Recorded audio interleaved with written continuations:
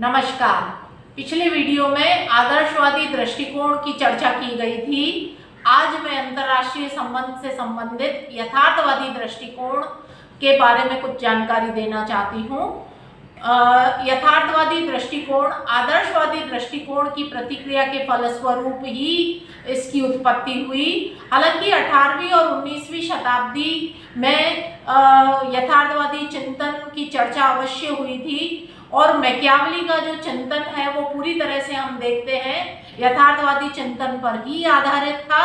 लेकिन संपूर्ण अंतर्राष्ट्रीय संबंध का जो यथार्थवादी दृष्टिकोण है उसकी जो उत्पत्ति है वो द्वितीय विश्व युद्ध के बाद ही मानी जाती है, जिसमें हमने ये देखे कुछ तत्व ऐसे उभर कर आए जैसे हिटलर और मुसोलिनी का अभ्युदय हुआ और उनकी जो विस्तारवादी और आक्रामक नीतियां रही और उन्होंने जो युद्ध और शक्ति पर की आवश्यकता पर उन्होंने जो बल दिया, इन तत्वों को देखकर ही हम जो है यथार्थवादी दृष्टिकोण की ओर हमारा जो रुझान है वो पैदा हुआ।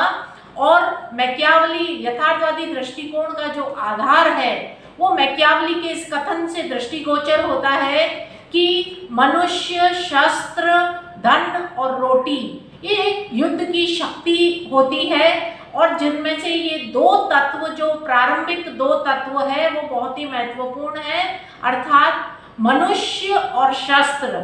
इनके द्वारा धन और रोटी की प्राप्ति की जा सकती है, लेकिन धन और रोटी के द्वारा मनुष्य शस्त्र प्राप्ति नहीं हो सकती। अर्थात यथार्थवादी दृष्टिकोण जो है वो शक्ति, शस्त्र और युद्ध को मानव स्वभाव की विशेषताएं बतलाता है और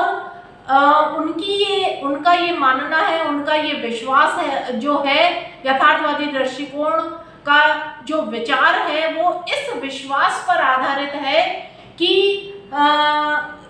दूसरे लोग सदा उसे नष्ट करना चाहते हैं, इसलिए सदा व्यक्ति को अपनी रक्षा की खातिर दूसरे लोगों को नष्ट करने के लिए हमेशा तैयार रहना चाहिए। तो यथार्थवादी दृष्टिकोण की जो मूल मान्यता है वो शक्ति पर आधारित है और कोई भी राष्ट्र शक्ति का जो विकास है वो ही उसके राष्ट्र हित का माध्यम बनता है। जितना राष्ट्र शक्तिशाली होगा उतने ही उसके राष्ट्रीय हितों की पूर्ति होगी। तो यथार्थवादी दृष्टिकोण इस बात पर बल देते हैं कि विदेश नीति का जो निर्माण है वो भी इसी आधार पर किया जाना चाहिए कि आपकी कितने राष्ट्रीय हितों की पूर्ति विदेश नीति के माध्यम से किस प्रकार से होती है। और यथार्थवादी दृष्टिकोण जो है विदेश नीति निर्माण में राष्ट्रीय हितों को ध्यान में रखकर ही विदेश नीति का निर्माण करना चाहिए। नैतिक सिद्धांत या भावनात्मक जो तथ्य है उनको नजरअंदाज करना चाहिए। इसके अलावा यथार्थवादी दृष्टिकोण जो है वो उसका विकास में कई विद्वानों का योगदान रहा, जिसमें जॉर्ज कैनन है, नेबूर है, स्वाज़नबर्गर है, मॉर्गेंथो है, किसिंजर है, जिसमें मॉर्गेंथो को यथार्थवादी दृष्टिकोण का प्रमुख प्रवक्ता माना जाता है, जिन्होंने ये कोटेशन, बहुत ही फेमस कोटेशन है, उन्होंने बताया कि अंतर्राष्ट्रीय संबंध जो है वो प्रत्येक संबंध की भांति शक्ति संघर्ष की राजनीति है। शक्ति जो है वो अंतर्राष्ट्रीय संबंध का चाहे कोई भी लक्ष्य हो, अंतिम लक्ष्य चाहे कोई भी हो, शक्ति जो है वो सदैव तात्कालिक लक्ष्य रहता है। यथार्थवादी दृष्टिकोण के माध्यम से जो हम इसकी आलोचना या उसके जो पक्ष में बात बताते हैं वो तीन बात बहुत इंपॉर्टेंट यथार्थवादी दृष्टिकोण के लिए कही जा सकती है कि इसने अंतर्राष्ट्रीय संबंध को सैद्धांतिक और वैज्ञानिक अंतर्दृष्टि प्रदान की और अंतर्राष्ट्रीय संबंध को कल्पनावादी और आदर्शवादी पर्यावरण से मुक्ति दिलाई और उसके साथ साथ जो है वो अंतर्राष्ट्रीय व्यवहार को स्पष्ट करने में ये एक बहुत ही महत्वपूर्ण उपागम है। इसके अलावा विदेश नीति के निर्माण में ये महत्वपूर्ण आधार प्रदान करता है।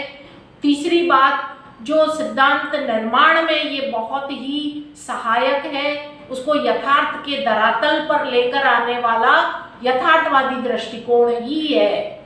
लेकिन फिर भी इसकी आलोचना की जाती है। 2-3 बातें आपको, इसकी कमियां आपको बतानी है। सबसे पहली चीज, यथार्थवादी दृष्टिकोण ने शक्ति और संघर्ष को बहुत ही निर्णायक तत्व मान लिया था अंतर्राष्ट्रीय संबंध में, लेकिन ये महत्वपूर्ण जरूर हो सकते हैं, संपूर्ण नहीं हो सकते।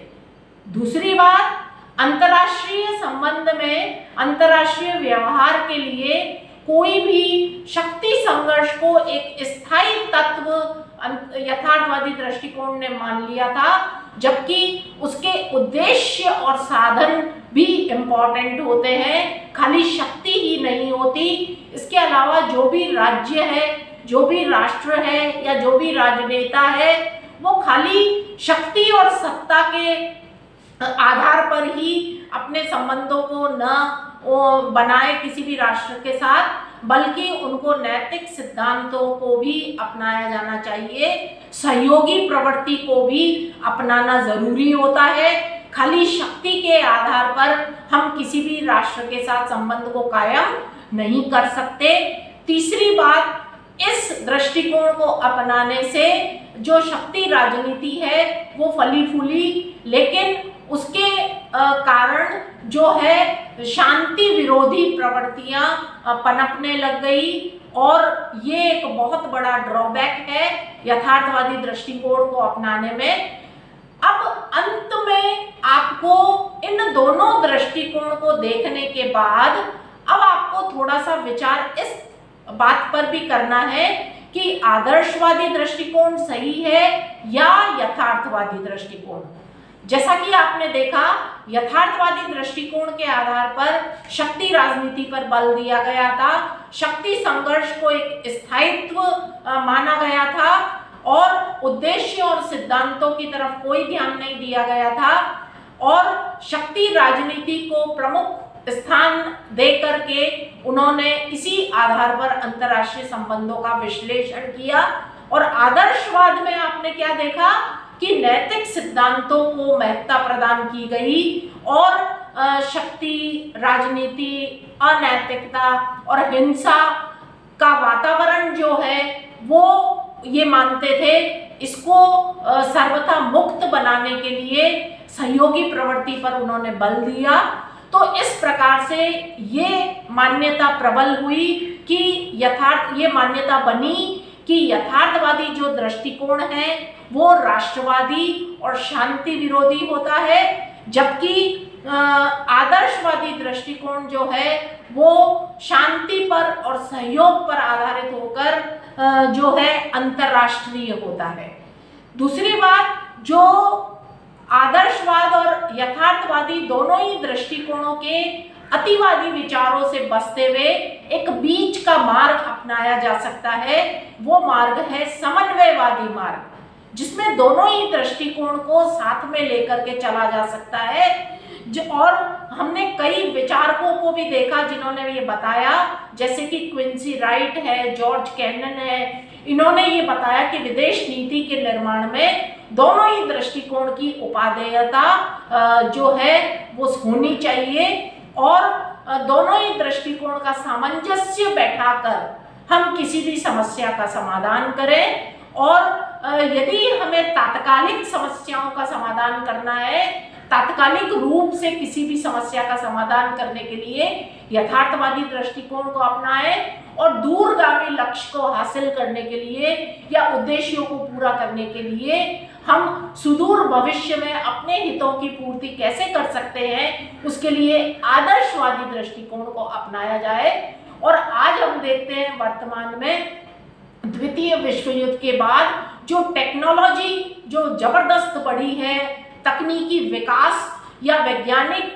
जो नीतियां, वैज्ञानिक जो प्रगति हुई है विश्व में, वो उसके कारण दोनों ही दृष्टिकोण जो है वो बहुत ही महत्वपूर्ण हैं, और उन दोनों के निकट आने की संभावनाएं इस वजह से ज़्यादा बढ़ गई है। और सुदूर भविष्य में चाहे हमें जो निकट की समस्याएं हैं या दूर की समस्याएं हैं, जो अल्पकालीन है या दीर्घकालीन है, उन सभी समस्याओं के लिए दोनों ही दृष्टिकोण का अपनाया जाना अत्यंत आवश्यक है।